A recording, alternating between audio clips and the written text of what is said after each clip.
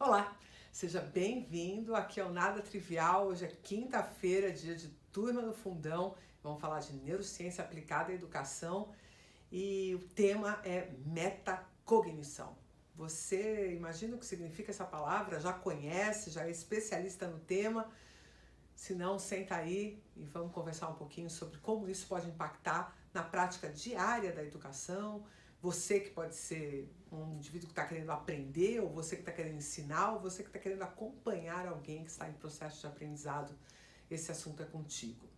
Metacognição é esse processo que a gente pode executar com o nosso cérebro, com a nossa mente, de pensar sobre como pensamos, de prestar atenção no movimento e no modo e na estrutura do pensamento. E aprender com isso e aprender a monitorar esse processo do pensar.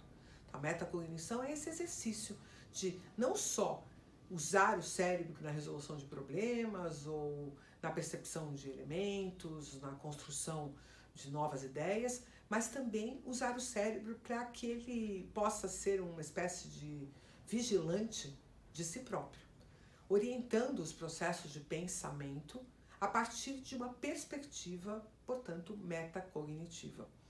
O legal dessa perspectiva é que quando nós paramos para prestar atenção em como nós pensamos ou resolvemos problemas, de verdade a gente pode vir a melhorar esse processo. Nós podemos identificar, inclusive, perdas de energia, perdas de tempo, caminhos de raciocínio que não levam a um lugar muito bom, e fazendo com que um dado caminho de pensamento, um dado processo cognitivo, torne-se preferencial a ponto de se transformar numa espécie de competência.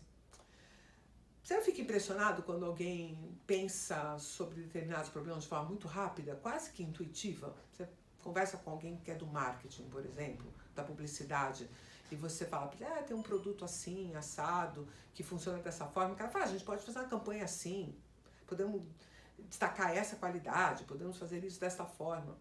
Significa que o indivíduo já treinou tantas vezes aquele caminho, do pensamento, que ele se torna mais fluido, mais azeitado, mais automático. E o barato da metacognição é justamente você ser capaz de observar quais desses caminhos que você usa para a resolução de problemas que são mais fluidos e que te trazem resultados melhores.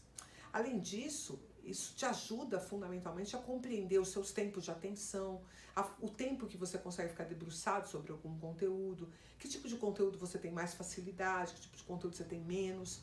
Então isso auxilia no planejamento de estudos, no planejamento do tempo que você precisa gastar para fazer uma tarefa. E isso é muito importante dentro do ambiente escolar, obviamente.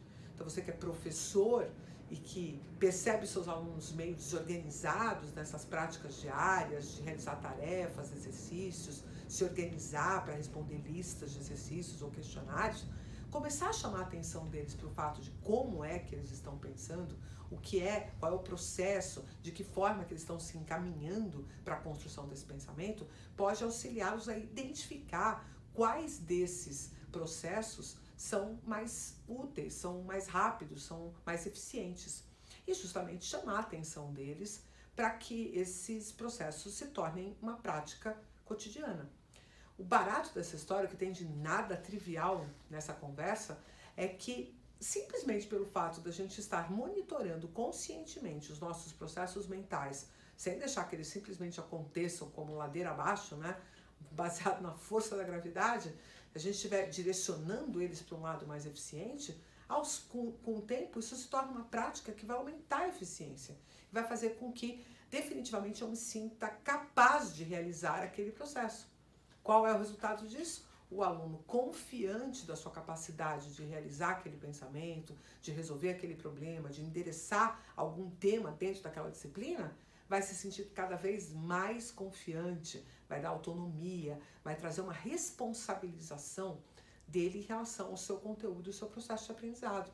Ele começa a perceber que tem escolhas que ele pode fazer que ampliam a capacidade dele de aprendizado, como a hora em que ele estuda, o ambiente que ele está usando para estudar, os materiais que ele precisa para se sentir pleno ali, que não precisa ficar levantando para pegar isso, para pegar aquilo, ele já se prepara para fazer a sua lição, para fazer o seu estudo, aumenta a eficiência. Ele já sabe se é melhor de noite ou se é melhor fazer as lições de manhã antes de ir para a escola, se ele vai na escola de manhã, já chego, já faço logo tudo, ou descanso um pouco, faço depois. Por quê? Porque ele está acompanhando o processo cognitivo dele, está percebendo aonde é que ele performa melhor, né? E aí fica uma pergunta importante: será que nós, professores, lá, né, na frente dos alunos, na sala de aula, somos capazes de estimulá-los a fazer esse tipo de processo? Ou a gente está meio tarefeiro, no sentido de faça assim, faça isso, faça aquilo, e eles estão cumprindo tarefas? Será que quando você diz para um aluno assim, sublinhe esta frase porque ela é muito importante e pode ser que isso aqui seja cobrado de você numa avaliação, será que está ajudando o seu aluno a compreender efetivamente o que é importante? Ou você deveria deixá-lo fazer isso por conta própria, né? Um pai, uma mãe que ao orientar estudos, direciona o processo de estudo, dando tarefas, olha, faça isso, faça isso, faça isso, faça isso, ou estude isso, estude isso, estude desse jeito, faça dessa forma. Será que está ajudando ou está tirando a autonomia e está tirando a oportunidade desse indivíduo de perceber como é que ele opera melhor e prestar atenção em como ele pode operar melhor? Então, há muitas aplicações práticas para o trabalho e para o desenvolvimento dessa função de metacognição, e o começo dessa história pode parecer um pouco esquisito, um pouco difícil, porque a gente gosta de estar com a cabeça divagando num monte de coisa enquanto realiza tarefas, né?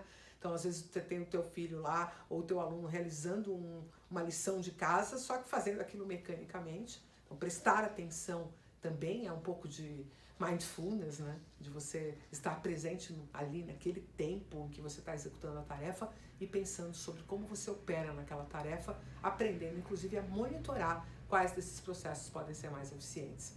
Então, se isso tiver valor para você, não esquece de dar aquela curtidinha mágica aqui no nosso vídeo, compartilhar com quem você acha que pode se aproveitar desse conteúdo, não deixar de seguir a gente e convidar as outras pessoas para seguirem o Nada Trivial, porque aqui no Nada Trivial, todo dia útil é dia de vídeo novo, e se fosse trivial, não ia ter a menor graça. Um abraço e até a próxima.